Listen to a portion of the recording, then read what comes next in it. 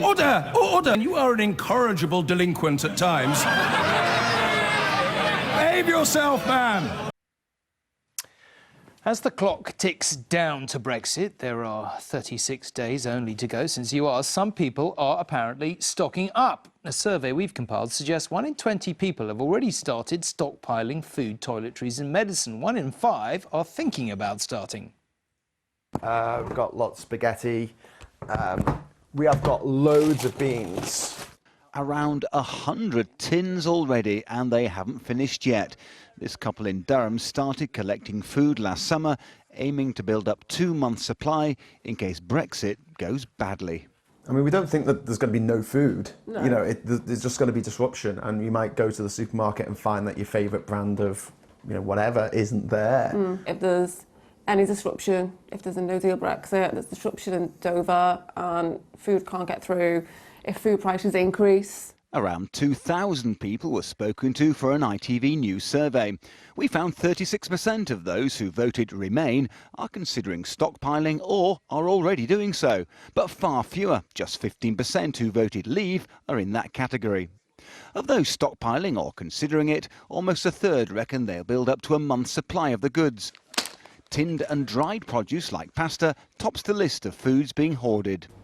It's clear most people aren't stockpiling, and many think the idea is ridiculous. Retailers say if there is a no-deal Brexit, the most likely shortages will be fresh fruit and vegetables, and it's hard to buy them in advance to store away. Around half our food is imported, and there's concern that a disruptive Brexit could hit the ports. But those stockpiling tins and dried goods may be storing the wrong stuff. Pop that into your mouth. In Liverpool, Irene Hughes is hoarding food, but it's not her main concern. Her husband Graham has dementia. The biggest worry is the medication. And I think when you're caring for somebody, it's difficult enough. We can't stockpile them. You can only get your prescription the week before. You need the prescription, and that gives you a month's supply of your tablets. Responding to our findings, government says it's aiming to avoid no deal and is having weekly meetings with industry on preparations. But signs of stockpiling show how little faith some have in politicians to get this right. Chris Choi, News at 10. A stark warning today from the leading retail groups in Ireland and the UK on how a no-deal Brexit would affect our weekly shop. The sudden imposition of tariffs and new regulatory checks under World Trade Organization rules, they say, could see increases of up to 45% in the cost of some everyday favourites like cheese and beef. Behind the scenes, a cabinet Brexit row is said to be brewing between Michael Gove on the one hand and fellow Brexiteers Liam Fox and then, of course, Philip Hammond on the other. At the heart of the dispute, who should be protected in a post-Brexit no-deal Britain? Farmers or everyday consumers? Here's our economics editor, Ben Chu.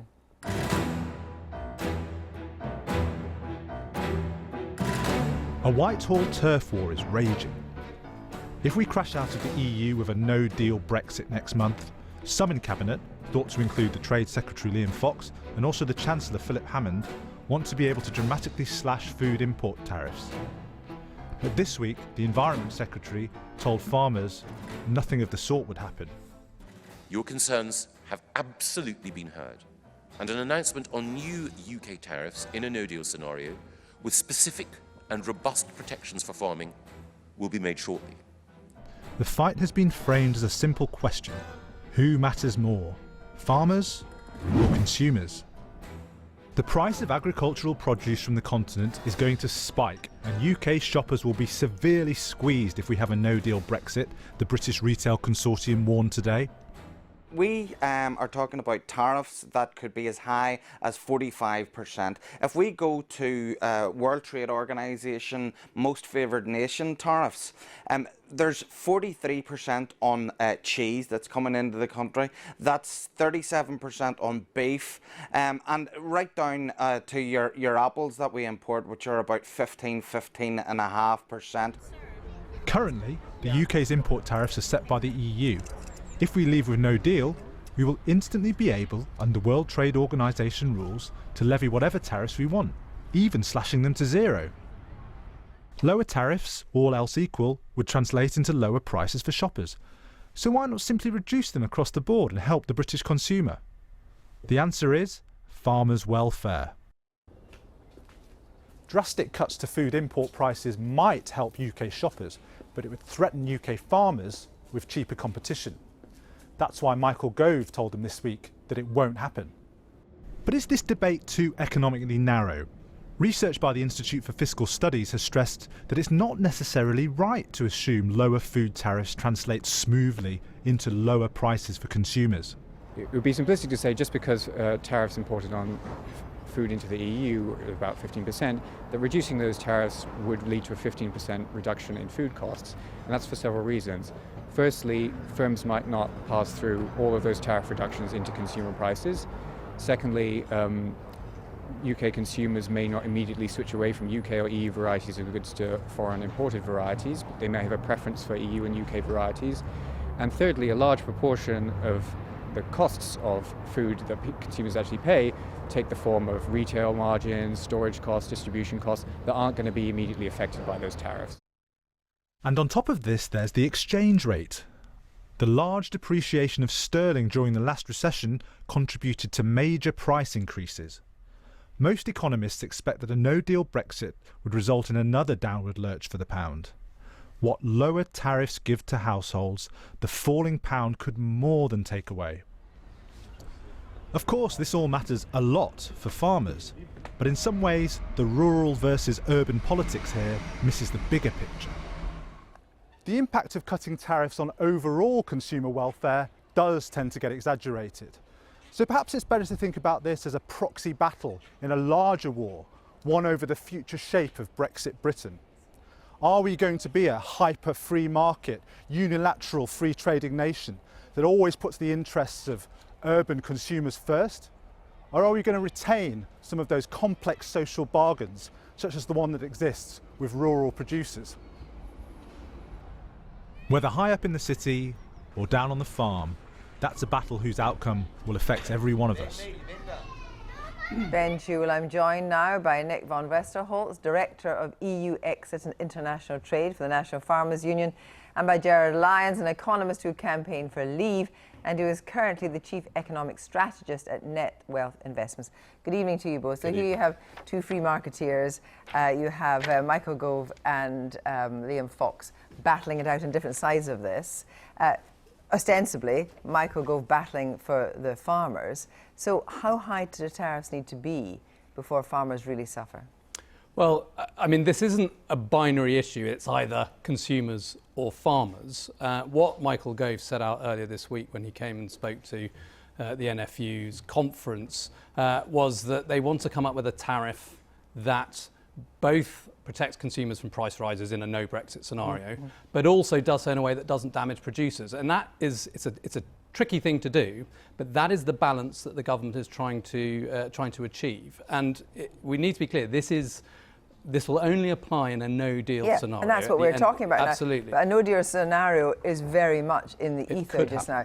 And when you look at possible tariffs of 40-45% for cheese and meat, fair to the consumer or not? Well, at the moment, the consumer in the UK will be getting tariff-free goods coming in from the EU and many goods coming from outside the EU at a high tariff. Of course, after Brexit, and in a no-deal scenario, this happens within weeks, we will get a scenario where tariffs will apply equally to EU importers as well as overseas. So they have to come up with something that balances the consumer interest and the producer interest here in the UK.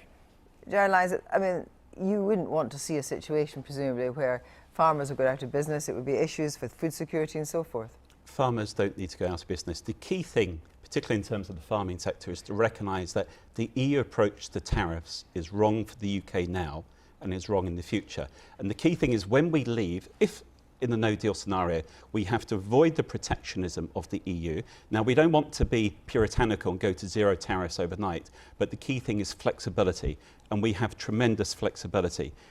But zero tariffs, perhaps, on things that we don't produce domestically. That's right. My key argument has been that you need to view this in a number of ways. So not on milk? Not on milk, not on rice, not on oranges, things like that. In terms of the rest, you then need to do in terms of the overall strategy. And one of the big problems towards this sector, and one of the big problems since the referendum debate, not just in terms of farming, but overall across the domestic economy, is that we have not really looked at the domestic approach and the domestic opportunities. But the key thing in terms of farming is eventually we want to get those tariffs down to zero to benefit consumers. Consumers spend about 8% of their overall spending in the whole economy goes on food.